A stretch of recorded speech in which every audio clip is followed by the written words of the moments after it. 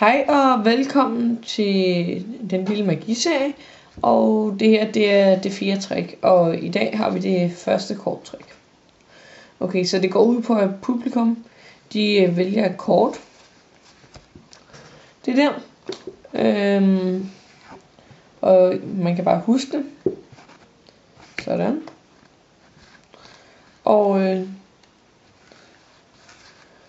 så putter man det ind der. Og så siger man sådan her: jeg vil prøve at finde dit kort med en hånd på ryggen. Okay, det er klaret nu. Så laver man et eller andet magisk halløjsa, og så jeg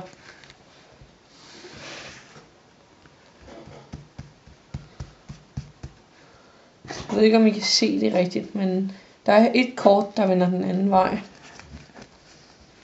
Og det ene kort, det er jer, der er kongen. Jeres kort.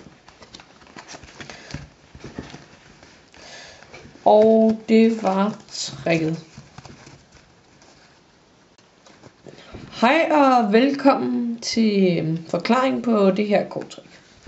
Det der sker, det er, at man behøves, altså der er ikke noget sådan setup til det her trick. Man skal bare have et spilkort.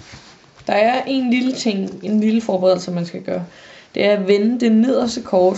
Det skal man bare vende sådan her. Og når man så beder publikum om at trække et kort, så skal man selvfølgelig lade være med at vise, at det sidste kort er vendt op. Så man gør sådan her, og så siger man bare til dem at trække et kort. Og de vil selvfølgelig vælge et kort rimelig hurtigt. Og så siger vi bare, at de vælger klokken.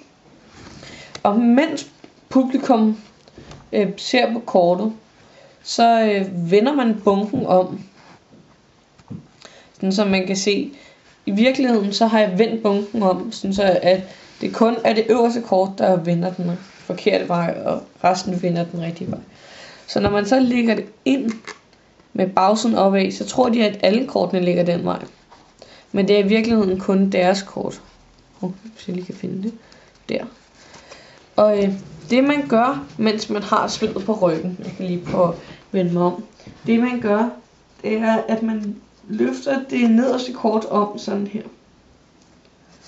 Det kan man øve sig på, eller man kan bare gøre det med begge hænder. Sådan her, så de alle sammen vender den vej. Okay, og så er der jo ligesom ikke så meget tilbage. Det ligger allerede den anden vej. Klokken, så. Det var det første lille korttrik her i den lille magiserie. Ja, tak fordi I gad at se det.